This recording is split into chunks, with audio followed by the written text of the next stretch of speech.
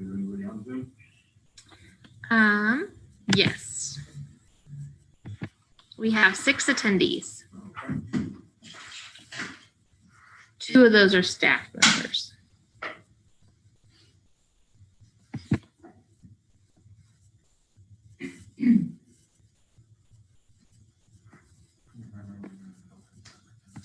What? Remember, we're not public.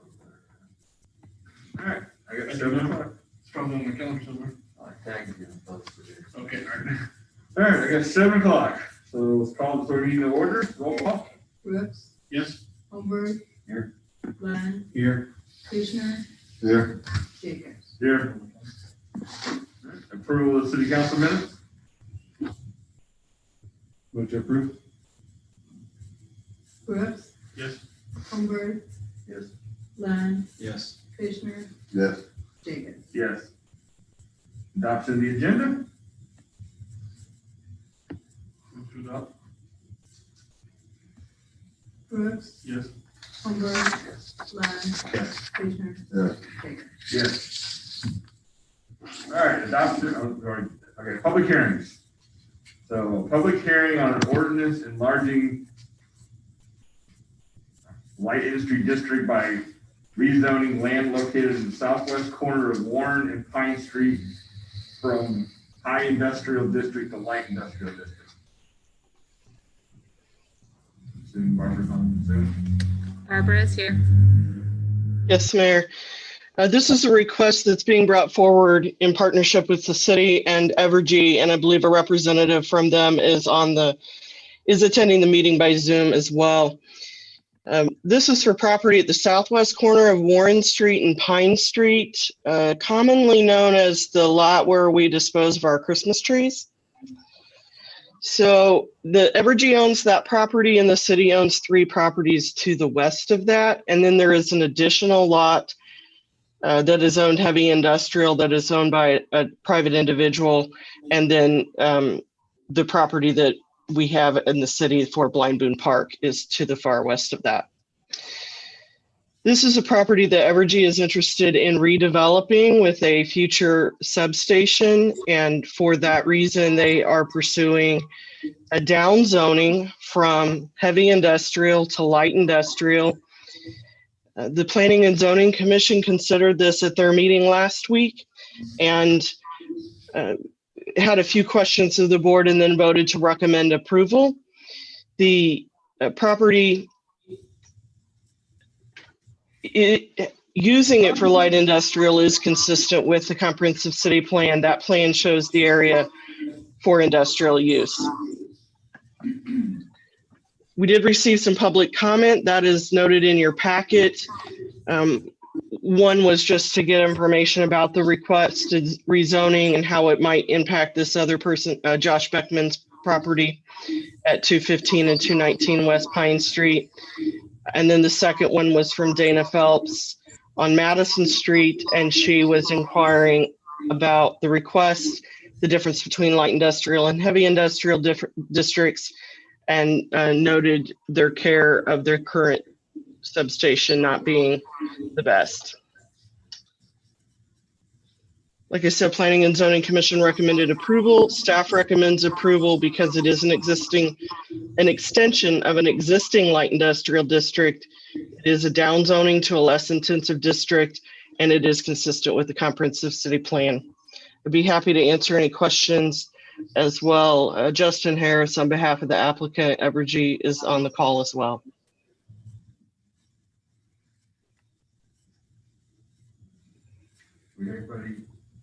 Anybody signed in? No. I do have Justin Harris has raised his hand. I will allow him to talk. Okay. I just raised my hand because I thought I needed to participate, but if there's no questions, then y'all don't need to hear from me. Okay, sounds good. An individual who has identified themselves as Baker, I will allow them to talk. Hi, this is Misty Baker, and my husband's family owns several properties just to the north of the property in question. And I just wanted to find out if the existing Evergy substation is going to be demolished after the new substation is built. That's what I understand, right? Yes, that is the plan, is when the new substation is built, the old one will be decommissioned and torn down. Okay, thank you.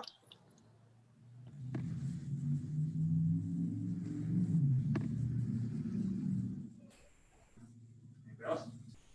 I have a question. What's the life expectancy of all these substations? I honestly couldn't tell you. I just don't- There's the attorney. He's not an engineer. I thought there was a- Well, this is the one that's out there about 50 years old or something like that. I think it's planning on somebody said it was about 50 years old. It's more of an academic, just curiosity.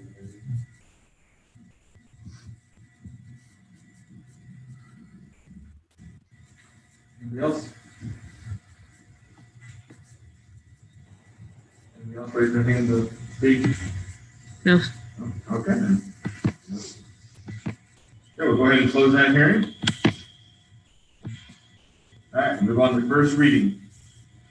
The first reading for an ordinance enlarging a light industrial district by rezoning land located at the southwest corner of Warren and Pine Street from high industrial district to light industrial district. Any questions? All right. Let's see here. First reading on an ordinance authorizing the city manager and city clerk to execute an addendum to the depository contract and pledge agreements with Equity Bank for an additional 2-year period. Good evening, Mayor and Council.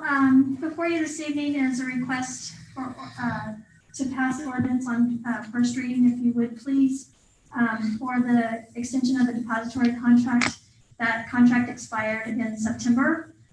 So we are operating currently outside of contract at the Grace Equity Bank, and they are extending this for the 2-year period under the existing terms, which includes the minimum 1% interest earnings on our depository funds.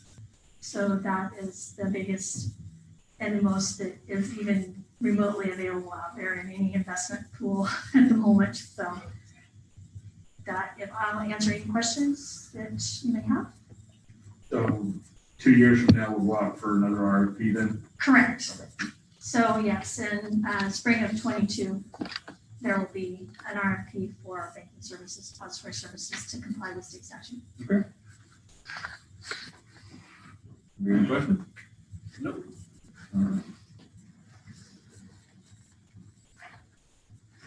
Let's see, our first reading on ordinance authorizing the city manager and city clerk to execute a contract with Davis Structure and Development Corporation for the East Water Treatment Parks Plant UV upgrade project in the city of Warrensburg, Missouri. Good evening, Mayor and City Council. Thank you for the opportunity. The city purchased the equipment for the UV system upgrade at the East Plant in June of 2020. This is the same equipment that was installed at the West Plant in February earlier this year. This contract is for the installation of the equipment.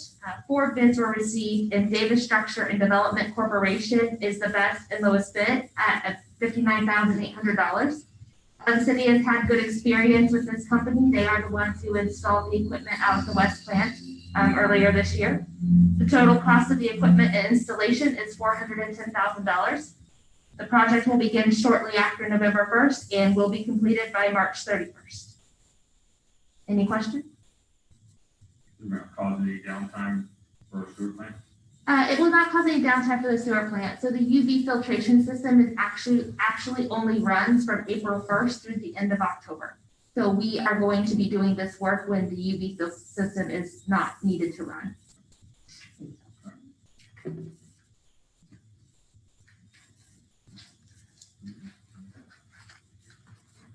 First reading on an ordinance adopting Article 2 of Chapter 28 relating to the use of marijuana in public places. Mr. Mayor, members of the City Council, as you all know, we legalized marijuana in the state of Missouri for medical use last year. And as we've been meeting with our dispensary vendor here in Warrensburg, he is the former chief of the North Kansas City Police Department. He recommended that we look at some of the ordinances they adopted to ensure that we had all of them in place prior to the dispensary's opening. I checked with City Councilor Doug Harris, and he assured that any odors created with regard to odors from a commercial site are covered under zoning. Odors at a private residence are covered by our nuisance restrictions. The only one we didn't have was an ordinance prohibiting public consumption. So what you have before you is an ordinance that will prohibit public consumption. It was prohibited by the constitutional amendment, but being that there's not a local ordinance, we would not be able to enforce that. So what this will do is it will create a local ordinance prohibiting its use in public spaces. The ordinance defines what a public space is, and so now we can take action should somebody be violating that city ordinance.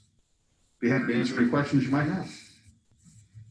Kind of academic, but why can't we enforce a constitution amendment like that one? What's the I could probably give you an answer, but I'll let the attorney could give you a better answer. Yeah, there's no inherent authority for our police to make an arrest or any charge that we could bring as a city at that point in time. The amendment has a general prohibition for it, but that would require some type of state action, not a city.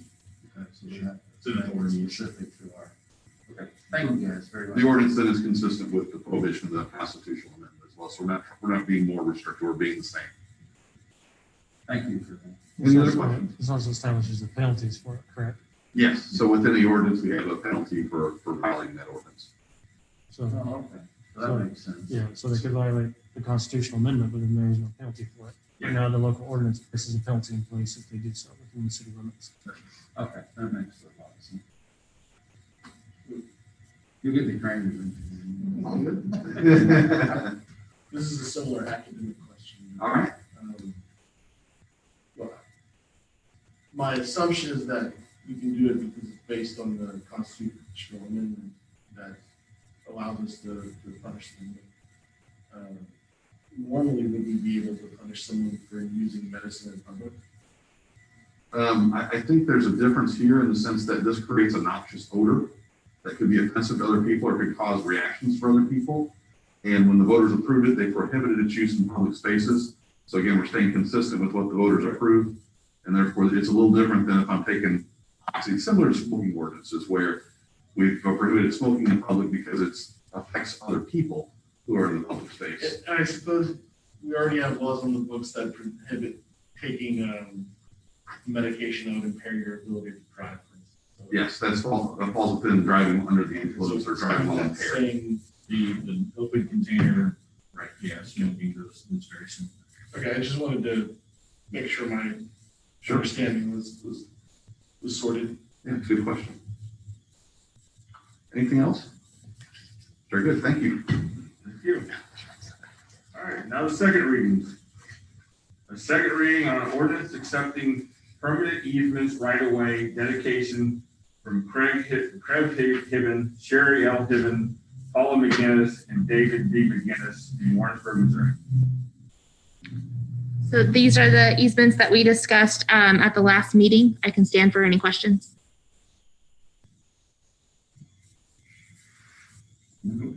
Move to approve? Brooks, Yes. Holmberg, Yes. Lund, Yes. Kushner, Yes. Jacobs. Yes. And that's for approval. A second reading on an ordinance accepting permanent easement right-of-way dedication from John P. Searles of Warrensburg, Missouri.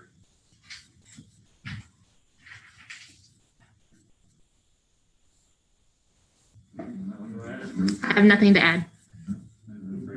Scott, move to approve. I had three, didn't I? Three people. Go ahead and give it a shot.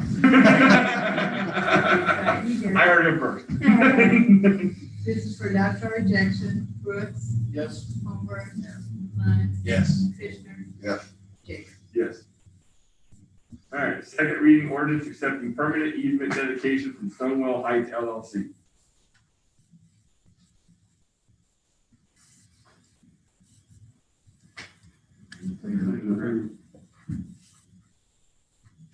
think I'll give that to Casey. Casey said he's the only one who did. I heard Jim on that one. We'll give that one to Jim. I was like, I think you know what to say. Fair. So that you guys will get along. Okay, I'll give this to Jim. This is for adoption or rejection. Brooks? This is the ordinance for the easement, right? Yes. Yes. First of all. Yes. Holmberg. Yes. Lund. Yes. Kushner. Yes. Jacobs. Sustained. All right, so let's see here. We got a second reading on an ordinance amending section 2-27, composition of the Diversity and Inclusion Commission of the Code of Ordinance of the City of Warrensburg, Missouri. This is just for, Second reading. Anybody discussion? Motion to approve. You want that one, Nolan? It's my committee, I move to approve. okay, thank you. This is for adoption or rejection. Brooks. Yes. Holmberg. Yes. Lund. Yes. Kushner. Yes. Jacobs. Yes. All right, other business. Resolution adopting the 2021 and 2025 Community Investment Plan. Good evening, Mayor and Council. Before you this evening is a resolution to adopt the 5-year community investment plan. This is typically done through budget, but with the compressed timeline, it was missed in the budget adoption. That's the reason why you're going to look at it separately this year. Mr. Mason Boyd has a brief PowerPoint presentation that will run through the presentation to highlight what's in the 2021 budget in that process. And then the complete 5-year plan is part of the packet document that will be published with the budget upon approval of the resolution. Mason? Good evening, Mr. Mayor and City Council. Thank you for the opportunity to present to you the CIP tonight. The 2021 to 2025 Community Investment Plan is a planning document for the City Council and City staff to review. The Community Investment Program extends or improves infrastructure and provides safe and desirable services for the benefit of the community and quality of life in Warrensburg. Proposed project amounts for this upcoming year are incorporated into this recently proposed budget. Fiscal year 2021 revenue projections are lower than recent years based on anticipation of COVID-19 affecting the economy more as time passes. Projects budgeted in fiscal year 2021 are based on these projections at a minimal. So funds included in the CIP are the capital improvement transportation, half-cent capital improvement sales tax, general obligation bond, the GO bond, and the water pollution control. This presentation will outline the projects in their planning stages and the year they're projected to fund, that the project is supposed to be funded. So the CIP document follows the strategic plan when planning current projects along with future projects. Each goal is reviewed when determining what capital projects are current and what the future will require. This slide highlights all the major outlined capital projects for the Transportation Fund in the next 5 years through 2025. For the sake of this presentation, major projects are those with an estimated cost of $100,000 or more. The complete list of planned projects can be found in the CIP book. And as you can see, the transportation projects have been broken into maintenance, planning, and engineering subcategories. The half-cent capital improvement sales tax fund has projects that have been broken into building and infrastructure and IT. And again, this is not the complete list of projects. This is just the major projects for your quick reference. So the general obligation fund is only dedicated currently to debt service, as these projects for which the bonds were issued have already been completed. The fund will be used in the future should there be another issuance of GO bonds as authorized by a vote. And the last fund that we're highlighting is the water pollution control, which has projects outlined for maintenance, equipment, and new construction. These projects are meant to improve services and operations for growth and sustainability. And again, these are only the major projects that have been outlined for the next 5 years. So on the next 4 slides, the fiscal year 2021 budgeted revenues and expenses are shown as a percentage of each fund. The capital improvement transportation is funded through the gasoline sales tax, vehicle sales tax, and vehicle fees, as you can see in the graph to the left. This fund is the sole purpose for recording transportation projects, which in fiscal year 2021 budgeted is $643,500, and the projects are expected to expend the same amount. As you can see on the right, that the annual street maintenance program is a majority of this expense, which consists of repairing and maintaining as many streets as the money allows through various means of overlays, chip seal, seal coat, etc. And there are other budgeted projects from this fund, but as you can see, the street maintenance makes up the majority. For the half-cent capital improvement sales tax, that provides the revenue for this 1/2 cent sales tax fund. Most of these expenditures are seen on the right. There are a few fees which also provide some of the revenue. And as you can see, the budget for this year, the expenses total about $1,796,500. These are consisted of various projects such as debt payments and computer and equipment needs. And so they are expected to match the revenues that will be taken in. The general obligation bond fund is used to collect the property tax revenue, which pays the debt. Property tax revenue is budgeted a little over $1.1 million, and the debt payment is a little over $1 million this year. And so the remaining collections will just build the reserve as required by our debt document.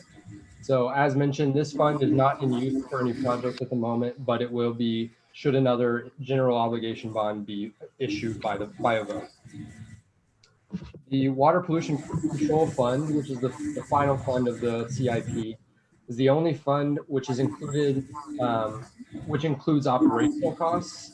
This is because the WPC is an enterprise fund and is essentially business-like. So all revenue collected at WPC pays for operations, debt, and capital expenses, as you can see on the right. The revenue for this year, 2021, is a little over $5 million. And the expenses are a little over $7.8 million. So you can see that there is an expected deficit, which is, and it's primarily due to depreciation built into the budget. So the projects that are funded from the WPC are seen here on this slide, which is made up of the 16% of the WPC expenses that were on the last slide. So this is 16% of the expenses, and they are primarily made up of a few maintenance projects and equipment upgrades, which will help improve performance. In total, these projects are budgeted at $1.255 million for 2021. There are other projects that have been outlined in the CIP for the next 5 years, but these have been prioritized for the fiscal year. And so further funding and revenue sources will need to be identified for those future projects. So lastly, of the previously mentioned major projects highlighted by the 5-year CIP, these 6 projects, which you see on the slide, are the ones that have been the major projects budgeted for fiscal year 2021 to begin. So the CIP includes a various amount of revenue sources, as mentioned. The gasoline sales tax, vehicle sales tax, 1/2 cent sales tax, general obligation bond, etc. And so as you've seen throughout this presentation, these budgeted projects are a small fraction of the projects that have been highlighted by strategic planning. So as necessary in the coming future, more funding will be necessary, for which I turn it over to Marcella now to discuss some of these potential fund options.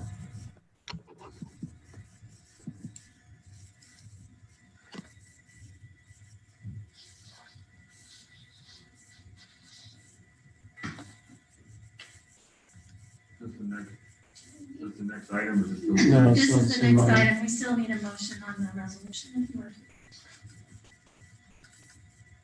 Okay. Any discussion? Motion. What are we motioning for? Approving the resolution for the 5-year CIP plan.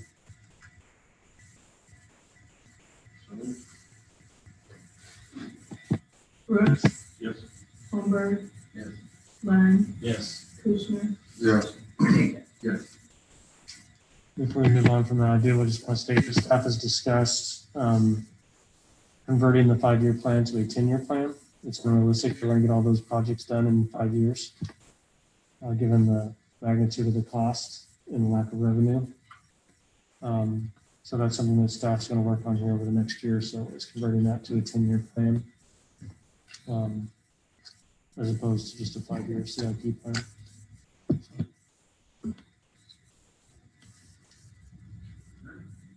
The next one, potential city revenue discussion ballot issues. Good evening again. So this evening, you've just heard from Mr. Floyd that we've got several projects in the works that we need to work on funding. It was also brought to our attention some requests on how to generate additional revenue. As we've said a number of times through budget development, revenues are pretty stagnant. And it takes a ballot issue to increase most or all revenues in the state of Missouri based on the Hancock Amendment. So as we go through this this evening, we'll talk about current tax revenues that we have and what those fund, and then some potentials and outline some steps on how to propose those or put those on the ballot and the timing on when to expect those funds to become available for city projects. So current tax revenue collected, you have several different types of revenue.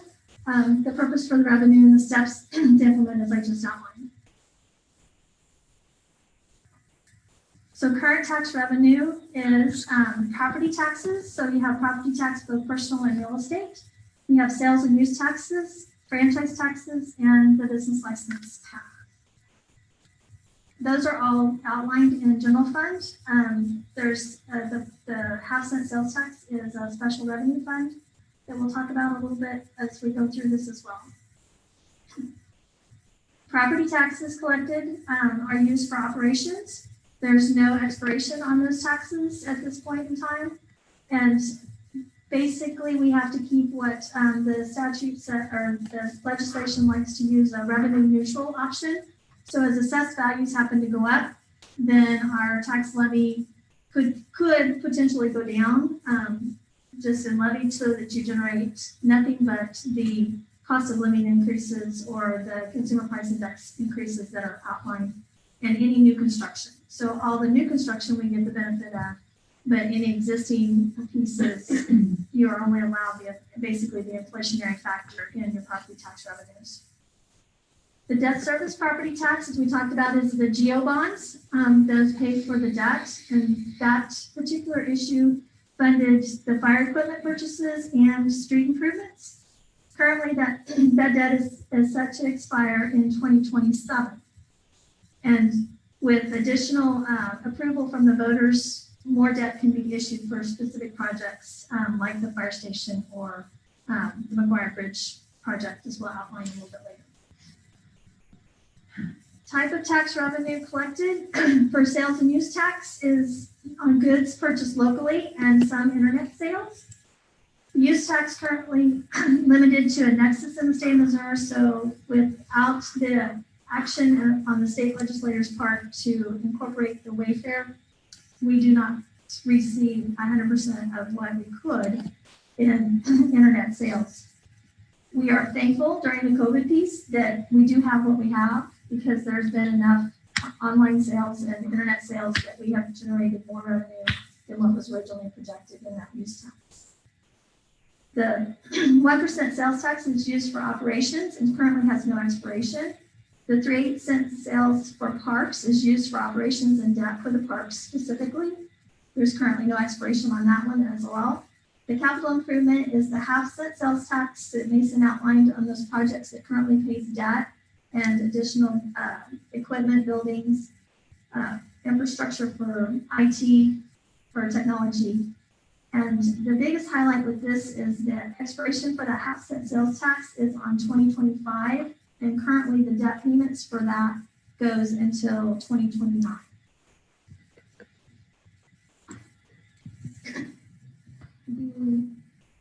Business license or franchise taxes are based on 5% for electric, natural gas, cable, telephone, water, grocery receipts. That again, that is general fund revenue. It is specific for operations without an expiration at this point. There's always some legislation pieces to roll back the cable or the telephone, and as we migrate to more web streaming, etc., then we've seen the telephone specifically, as well as cable franchise fees go down as people go to more satellite type services. The license tax is collected on businesses, liquor, dog, and cigarettes. That's also a general fund revenue used for operations and has no expiration date. Those are also specifically outlined in state statutes, so there's not much control without going to the voters and people to make any changes to any of those. Questions on current taxes?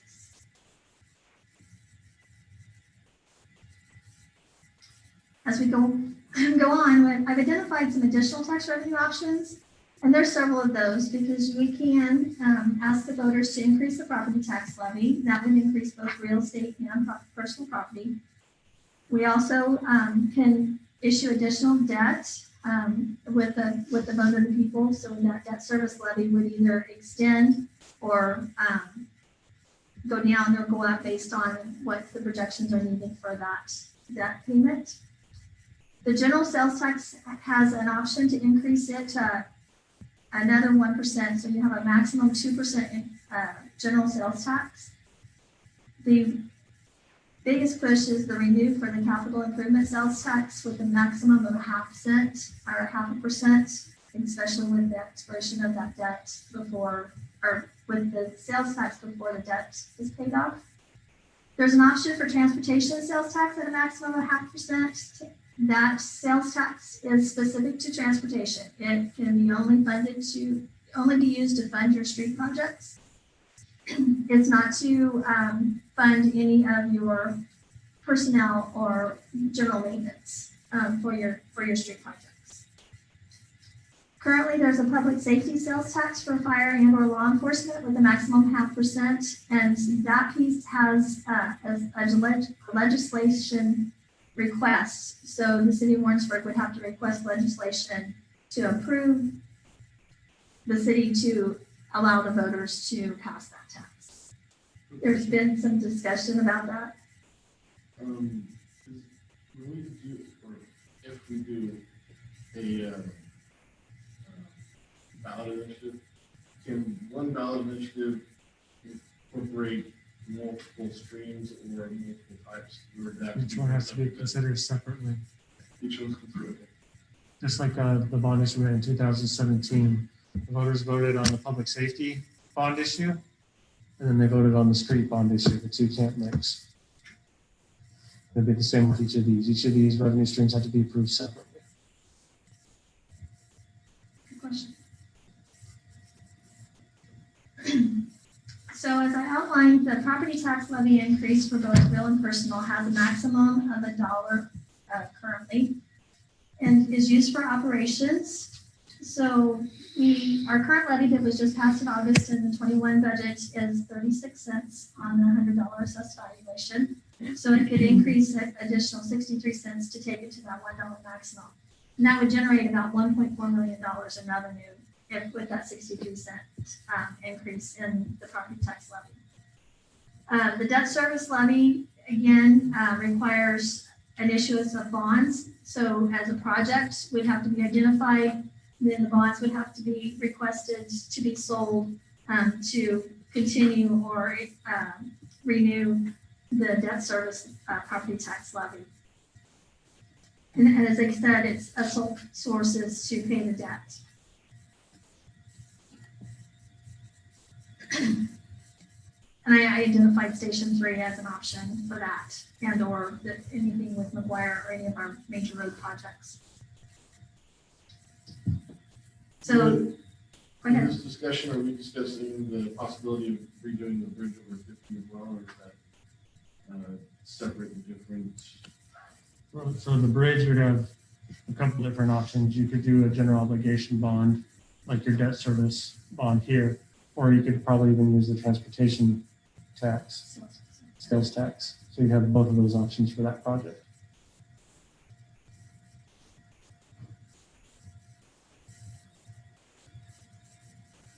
So the general sales and use tax can increase to a maximum of 2%, so that would allow a 1%. So each one of our sales taxes currently has a use tax associated with it. So if we increase the general sales tax by 1%, we also get the benefit of the 1% use tax increase.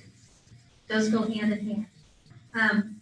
Currently, the projected revenues and the average revenues that have been collected over the last 10 years for general sales tax has been $3+ million a year. So to double that would generate over $6 million a year. The house and capital improvement sales tax, again, sunsets in 2025 and currently generates $1.5 million annually. And so if we go to the vote of the people to extend that tax without an expiration date, then that money can be used to also pay for roads and equipment, buildings, et cetera, that's needed. It's pretty comprehensive in the capital improvement, definition of that sales tax.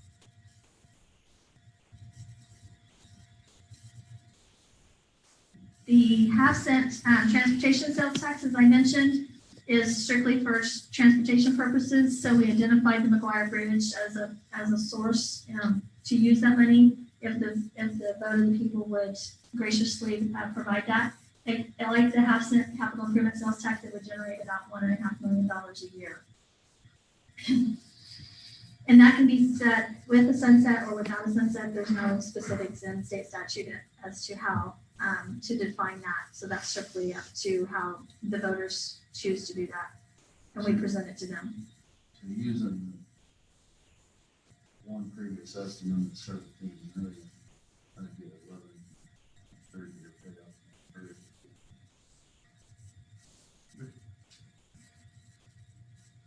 I'm trying to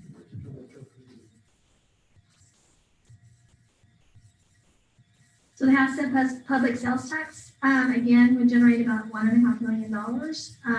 Like I said, requires the state legislation to basically give Warrensburg permission to put that out to the ballot for the vote of the people currently. And so the advantage of the sales taxes in some people's minds is the fact that everybody that runs through town pays that sales tax if they purchase any goods in town. Unlike the property tax, which is solely on the burden of the citizens and of Warrensburg. So the timeline for the ballot and collection for the additional tax revenue, as we all know, this takes a ballot issue.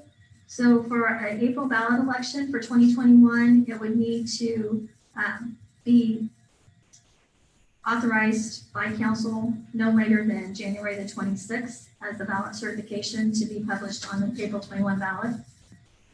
For the sales tax options, if the election results are positive, we would begin to see that money in October 21 by the retailers because it takes a full quarter.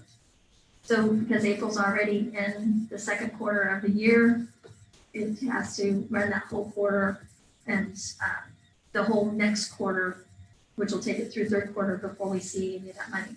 So it will be December of 2021 before that sales tax money would actually be seen by the city from the state Department of Revenue. The renewal of the existing sales taxes, would allow just exactly that. That would go into effect in July of 2021 because it is a renewal. It's not something new, so it doesn't have the same requirement and timeline to run a full quarter before it's collected to provide that communication out to all of the merchants. The property tax options April election would be be noted in the November 2021 tax bills that would go out. So we would see that money beginning in January of 2022. More questions? Just a couple key points on the differences between property and taxes and sales taxes that I think always bears reminding. One has to do with stability. So obviously, property tax is much more stable. We're estimating and forecasting and guessing on sales tax, right? That's subject to the economy. It fluctuates up and down. So the risk you run there is, let's say you issue bonds on that, and your principal and interest payments every year are $1 million. But sales tax revenues only come in at $750,000 for that year. We have to come up with another $250,000 out of our other funds because we have to make the principal and interest payments. Property tax, it's more or less guaranteed, right? It's going to come in stable, regular. It doesn't matter if the economy fluctuates up or down. It comes in the same all the time. The other key difference, in my opinion, that often, in my opinion, cities don't talk about is sales tax is a blind tax. No one really knows how much they pay in sales tax because we don't pay attention to it, right? When I go shop at Walmart and I pay my receipt, I know how much I pay in that transaction, but cumulatively over the year, I don't pay attention to how much I pay to that tax the entire year. Property tax is a known tax. You know exactly what it is you're going to pay. And you get billed for that every year. So those are just a couple of key pieces that I want you as the council and the community to remember are the pros and cons to those two different options as you go forward. So with that, this is, I know some of you requested to have some opportunity to discuss potential ballot issues for the future and projects and service needs for the city and for the community. So I'll be quiet and let you guys have your conversation.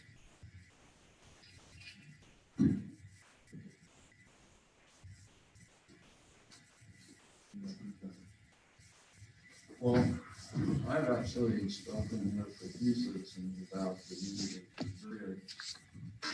Folks have been receptive and extension of the current general obligation bond. The one feedback that I've been getting is, can we make sure it comes with a waffle?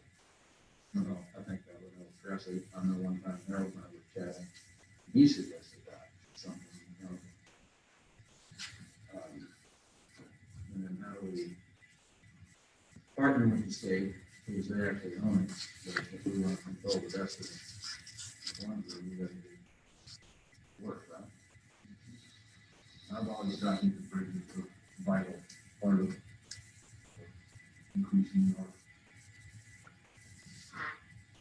I think the engineered plans that were presented that one while back when we had citizens come in, say, here's a couple of different ideas, what do you like? I think that plan has a walking path across it.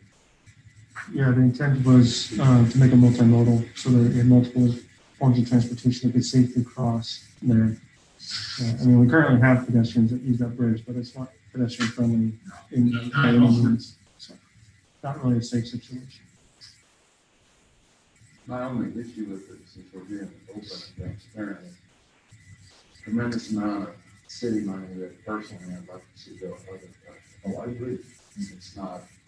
It's necessary, but not as encompassing and sparkling as some of them. So, I think we don't, if we can't get a good match for MoDOT, then I think it's something that we have to show that what the show is a good match for MoDOT. If I remember correctly, we broached the subject with MoDOT in the past, but they didn't have a lot of appetite for it at the time. Well, I think the last time we had that discussion, they offered us $1 million for an $18 million project. It was about that, yeah. Because their interest would be, one, it's not a high priority bridge. So all the bridges across the state that are probably in the same situation or worse, it's not on a high priority list for them, although they tend to wait until it breaks before they fix it, as opposed to being preventative. And then when they do replace it, they're only gonna replace it to its current state. So they're not gonna do anything that's gonna increase capacity to it or anything else. So their estimate is it's about $2 million to replace that bridge. And so they offered about half of that, which is about $1 million. Of course, this was a few years ago, so it's been a while since we've had this conversation with them. That was kind of their approach. Is it's not a high priority to them right now, and there's others in the queue ahead of us. And if we want to move that timeline up, then we have to take more of that responsibility locally, which is what other communities such as Harrisonville and Lee Summit and some of those have done. Right? And they get their voters have approved funds, and they build new or replace existing MoDOT infrastructure, and then turn it over to them when they're done. With that, could we bundle that project with like Fire Station 3? I know we've talked about that on several occasions as well as being a growing priority with things, with more and more construction being north of 50. The challenge is your funding stream has to be for road projects only. And since the fire station is not a road project, you can put them both as separate issues on the same ballot, but you can't tie both of them together as a one vote.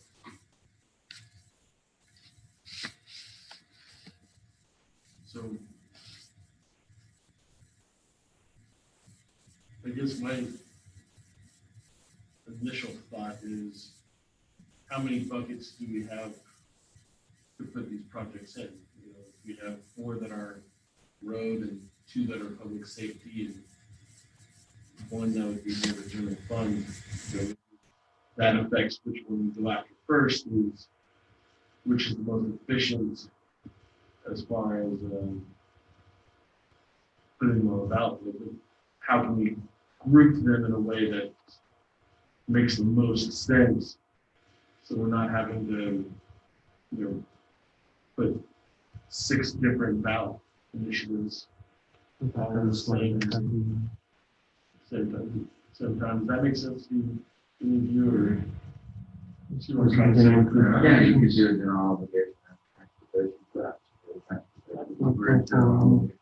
The last ballot issue we did, I mean, the very part of the conversation, we don't realize that there's matching funds for MoDOT, and then we left that off and looked for the, wind protection road and the light stuff. The citizens were very, it was 70, and that passed like 70% or something in that ballpark. So, they liked it. Yeah. The discussion of the council in 2017 was to put that on the ballot. It would help gain some credibility with the community that we would deliver the projects that we said we would deliver. It was also only applied to real property. It wasn't applied putting exercise it on personal property. And the intent was we would pay it off in a short period of time, so that when it was placed back on the ballot, we could come back and ask for that same levy to be renewed and extended without an increase, and that should provide a significant amount of money to fund the bridge or significant road improvements throughout the community. So how is it that the debt is going to outside the levy? Did we finance it for later? That's a different project. That was approved before I got there. But typically, it's not smart to issue debt for longer than you have a revenue stream dedicated for it. So I can't speak to the circumstances during that time frame when that was approved and that debt was issued. That's the only choice they had, and they hoped that the public would renew it to finish paying that debt when it came time. Maybe the political climate wasn't such that the community wasn't willing to approve over 20 years, but to get it down to where that revenue would pay when needed, they had to extend it over 25. I don't know the circumstances. I'm just speculating from my perspective on the scenarios that could have played out in that. But at the end of the day, that half-cent capital improvement sales tax was approved for a 25-year period, and the bonds were issued, was approved for a 20-year period, and the bonds were issued for a 25-year period. And at the end of the day, if that doesn't get renewed, we're looking at what, 1.2 million a year that you're going to have to find ways to pay for without that capital improvement sales tax. So you think this last year's budget was difficult? yeah, you haven't scratched the surface. We're trying to make that one work. You talked me into it. Run again.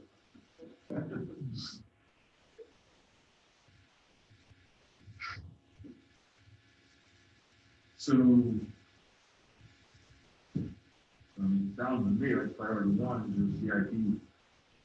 That is from a staff perspective, because we already have debt outstanding on that getting that renewed is priority number one. I think that's the first target, no matter what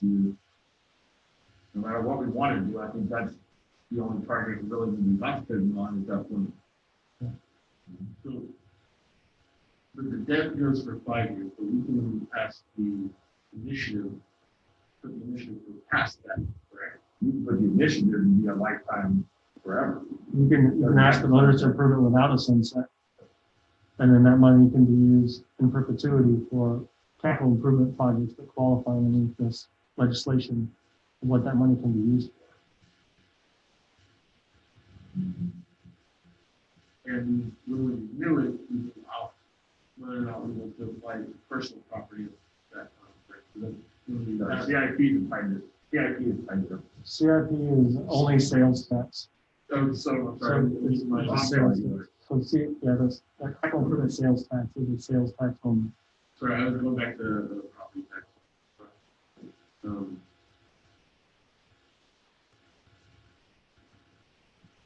Is that something we want to? As I understand it, moving forward, we're going to keep running into this wall. If not next year, but the year after. And running out of things to cut. So the capital improvement sales tax, getting that renewed will one, help you pay off the additional 4 or 5 years of debt that you have extending out. And will help replacing of equipment and special projects and those types of things for the long term if it's approved for a longer period of time. You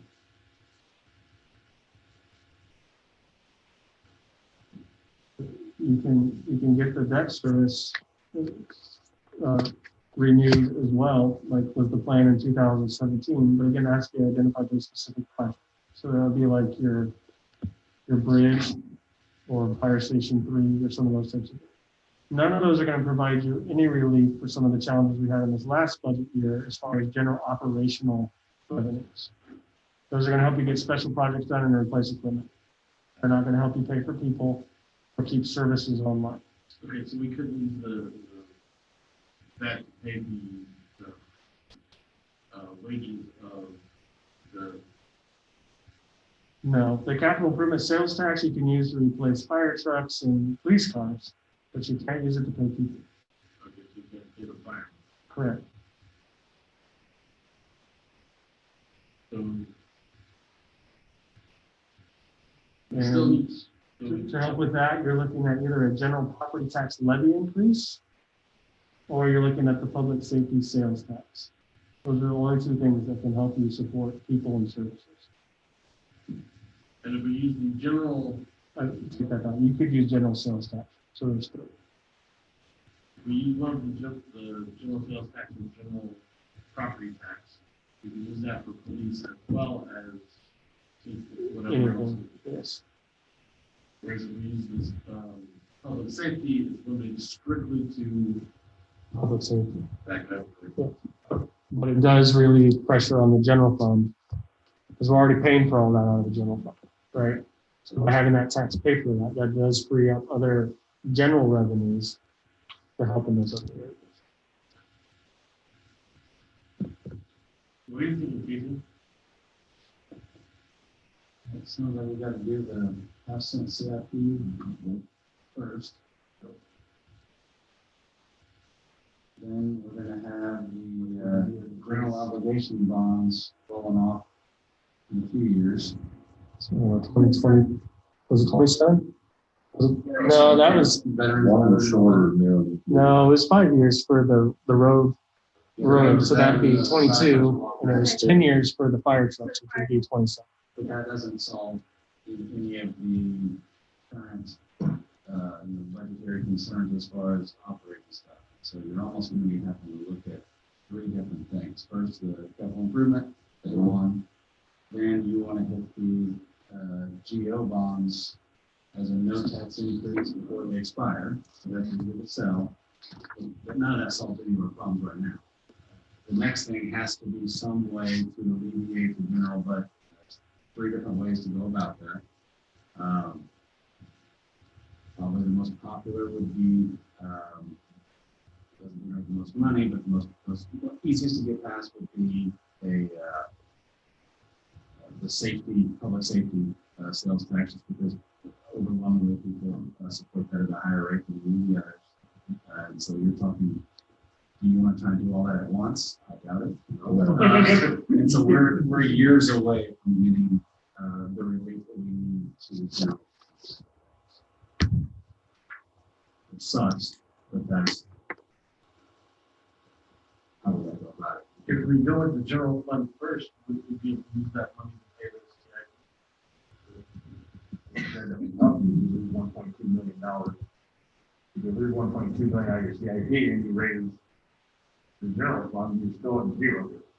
And we can borrow money on sales tax. But it gives you more versatility in how you use that money in the long run. And obviously, passing 1% sales, general sales tax would help out a lot. We're still subject to the ebbs and flows of the economy, which we don't like, but that's the maximum bang for the buck. And we don't like the trend with the long-term trend of people shopping more online. We don't know how that's going to happen or be resolved in Jet City. The other challenge they have with general sales tax is we're already at what, 9.75 or something like that. And combined with all the So sales tax. we're gonna break that magic glass ceiling of 10%. To do that, then you potentially, people would say, I'm not paying that. Yeah. I'm going somewhere else. And so we don't want to reach that. You push them online.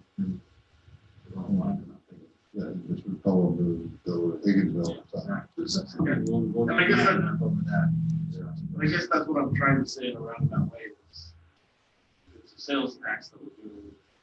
Amazon is slowly but surely doing our lunch. We just push people more in that direction. North there's like 4.5, 5, or 4.5. 4.32. What is it? 4.32. That's the state. And then we charge that on what they sell as a company, as Amazon. If you're a private vendor marketing your sales on Amazon, they do not charge that. That's on you as a small business. So when you order Amazon Prime and they guarantee delivery the next day, that's Amazon through the distribution system that's doing that. They will charge you the tax on that. But if I have my own small business and I sell you a hammer and I get this gets delivered to you, Amazon does not collect the sales tax for that sale.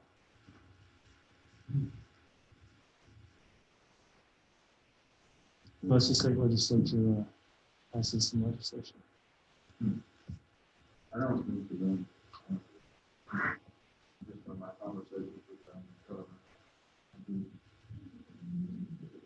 I think the timing and the order that we go about it, some thoughts will go into as far as the strategy for sure. We have several years before the capital improvement sales tax actually rolls off in 2025, and so although we don't want that one to expire, the timing on that, it doesn't have to happen now. We can utilize that whenever it's best to get that passed in the line. But I think we need to look at something to go about them one at a time, and some strategy and thought needs to go into and be very deliberate about how we go about that. And how are we able to deliver the best bang for the buck, kind of like we did with Veterans Road and stuff. We did a very good job of for 5-year projects. Within the first 1.5 to 2 years, we had several of those projects done, and people were able to see the fruits of what we invested in, and hopefully we built some confidence there. And we kind of do similar things like that as we're trying to sell multiple things over several years. What about the other taxing entities in the area, for instance, the school board and the Parks and Rec. I know Parks and Rec has been talking about going back to the well and putting their own sales tax initiative on the ballot at some point. I don't know how far they are along with those talks or discussions, but I've heard them talking about it. So, what do we need to do to take that into account on our strategy and planning? We need to communicate and be deliberate and partner on time and support each other as we go about that. Would be the verbal thing, but it's going to be challenging to get multiple initiatives passed in a given ballot, one single ballot stuff.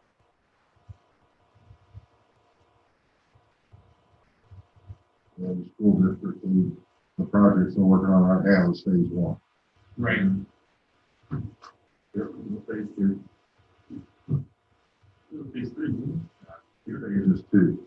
They've already said yes for the next 12. Yeah. So are we willing to have this planned out and aim for April, or, because I mean, if we start with the end in mind, that's going to dictate our timeline on development and planning sessions and public hearings. I think we need to know what other entities are planning on doing for April before we make that move. Does anyone?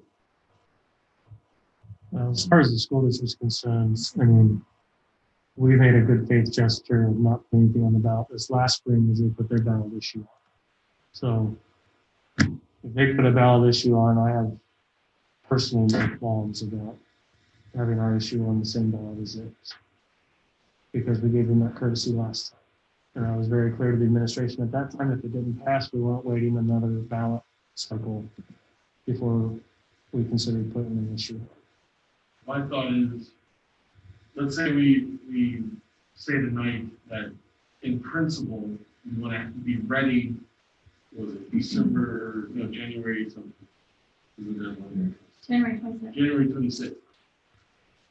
To be prepared to make the final decision whether to go for April or not before January 26th. We can abort up to that point. But if we say, okay, let's do our timelines based on an April execution or ballot, and then if we get close and we say, you know what, we're not ready, the public mood isn't right, we can say, okay, we've got the work ready, let's, the only word that's coming to mind is fragment, but I'm pretty sure that doesn't mean anyone else. We just redirect our efforts to a later deadline. Does that make sense? So again, the plan in 2017 was to do that 5-year bond issue for those expiring in 2022.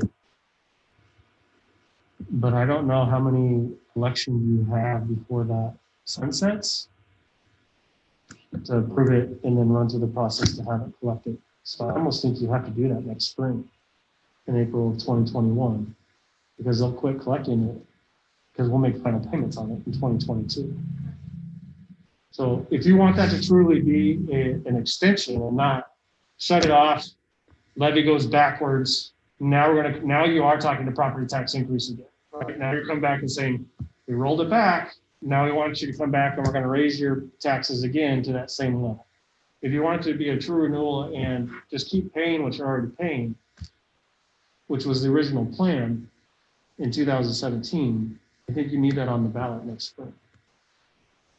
So my personal opinion would be is you do the debt service property tax levy and apply it to both personal and real property tax this time.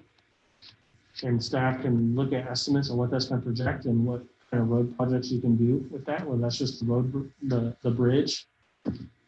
You need money to resurface McGuire, because I don't think that's going to survive this winter very well. And we're not going to have any money to fix it next spring, because we're looking over $1 million to resurface McGuire.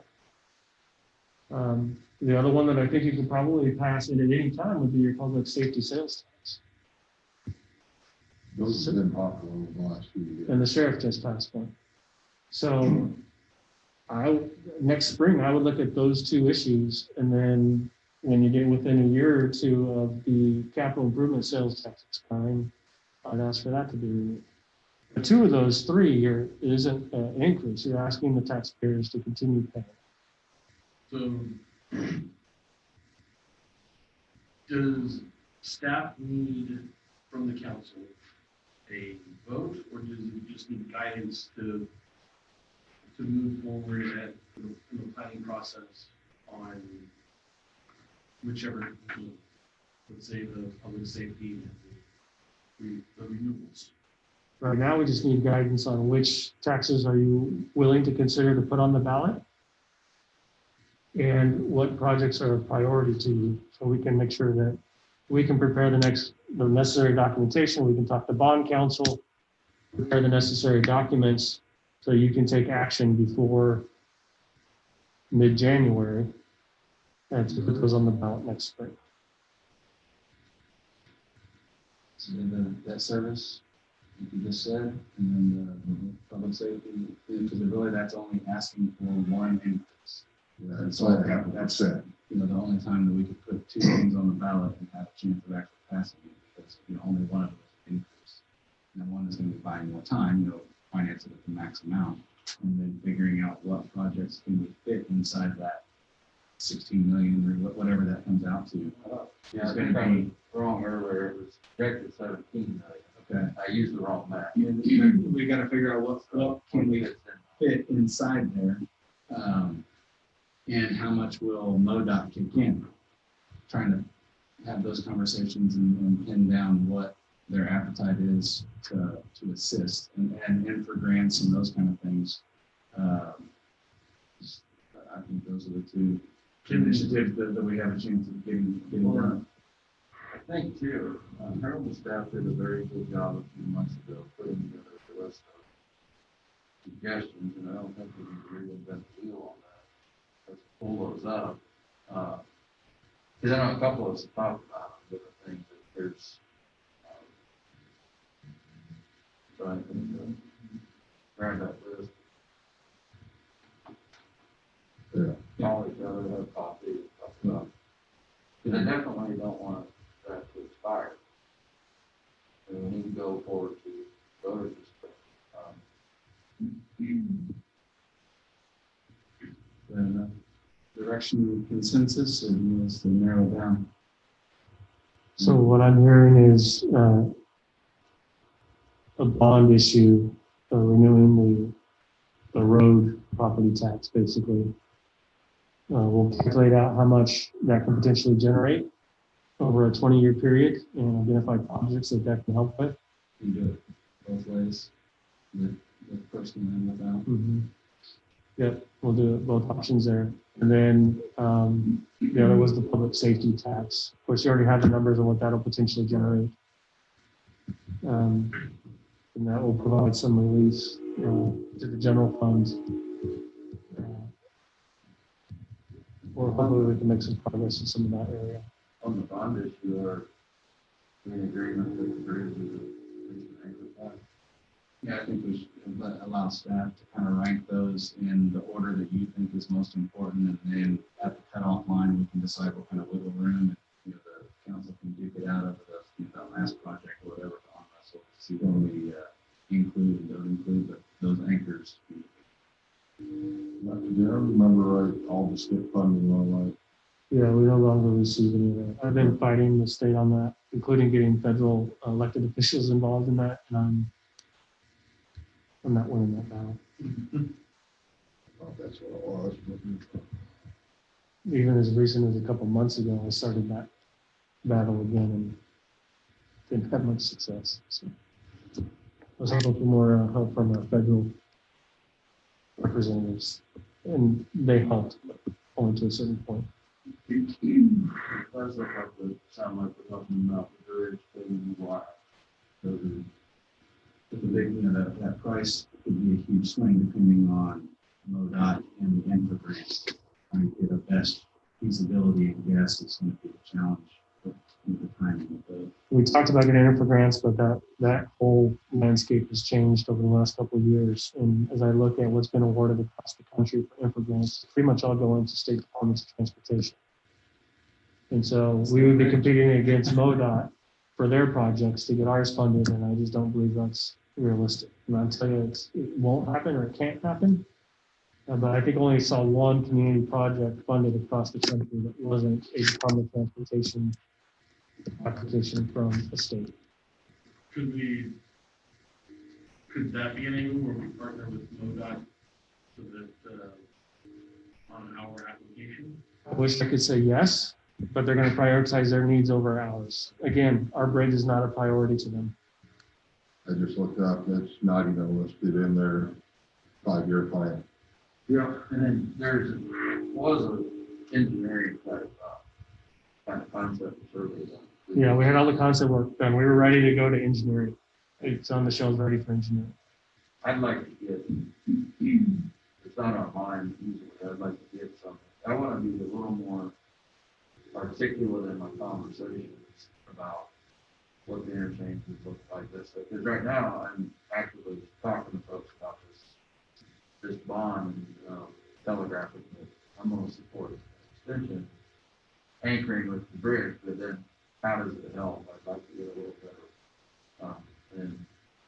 When I put out the post about coffee, also I put the bridge on there, so no one can go along the whole section. Yeah. I'm sure somebody's going to ask. We can work on doing a web page or something on the city's website that outlines future potential projects. I would also remind the council that in the 2 community surveys we've done, road infrastructure has been the #1 priority, and the majority of them were supportive of a potential tax measure to support that priority enough. So we are in line with what the results of the community survey has been for the last couple of years.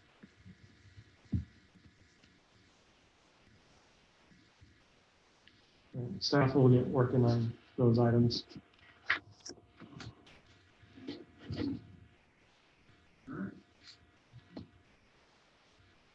The transfer of council not listed on the agenda. Nobody signed up there. Anybody on Zoom? Nobody has raised their hand. All right. I don't have any appointments tonight. Randy. Oh, right. Or something? Yeah, you just need to put send me down your name. There. Thank you. My name is Randy Beck.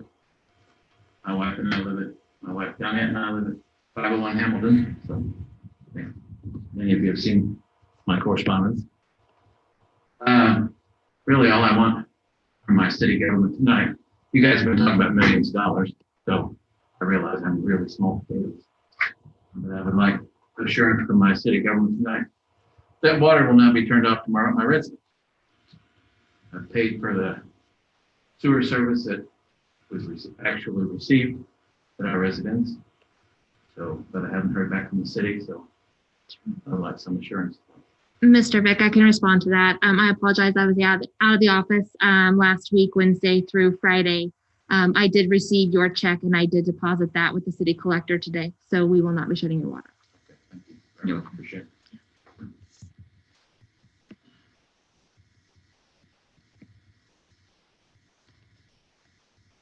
All right.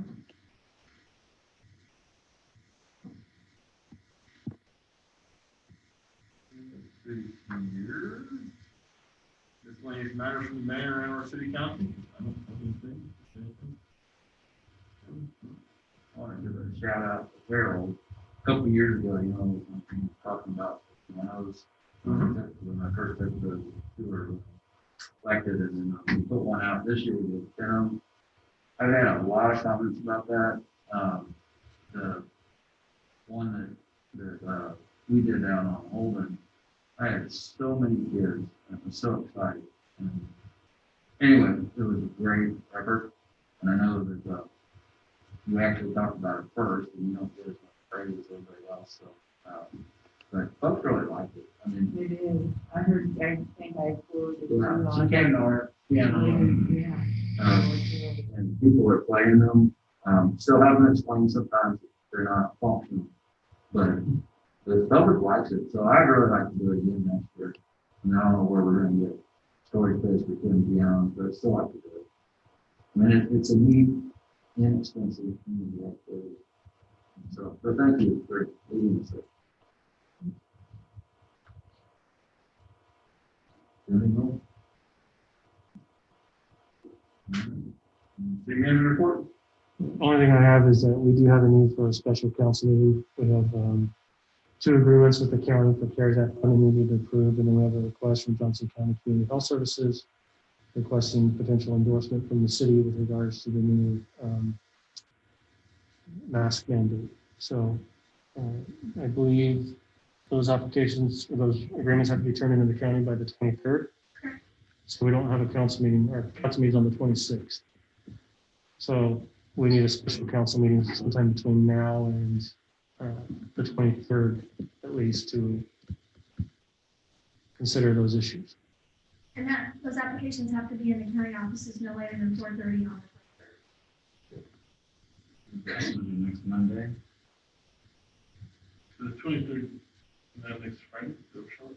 Sometimes so much should we do just Register Monday, it. like that makes a normal Monday night council deal? Anytime, or do we want to do it during the day sometime? It's up to you. It should be a very quick Today, meeting. I've got another board meeting at 5:30 that night.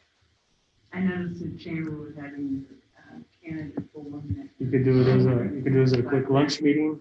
You could do a morning meeting. Again, it's only going to be maybe 5-10 I'm minutes. available anytime except for 5:30, so.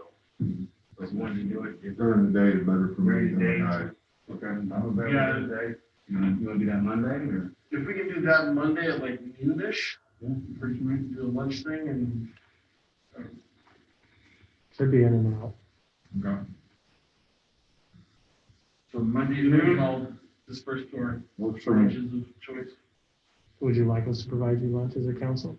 I don't think it sounds very, I don't think it's a waste of money. Okay, then we'll schedule one for noon on the 19th. Okay. I will this away for being in here. Yes, that's all I have.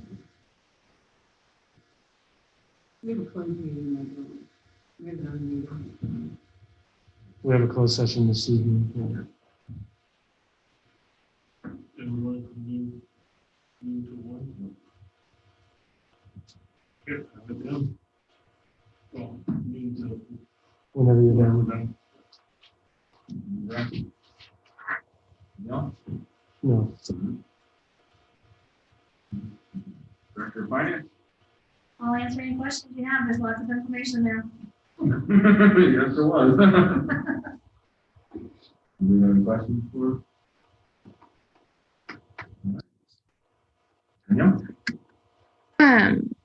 I just wanted to do a quick shout out and get an opportunity to get my report in, but Carrie Murphy has worked with the Public Works Department for over 30 plus years, and he will be retiring on October 15th.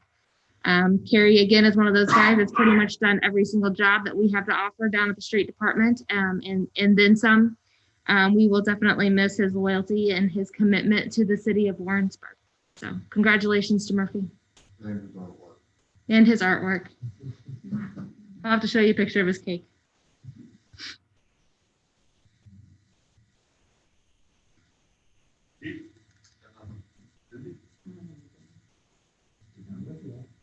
All right.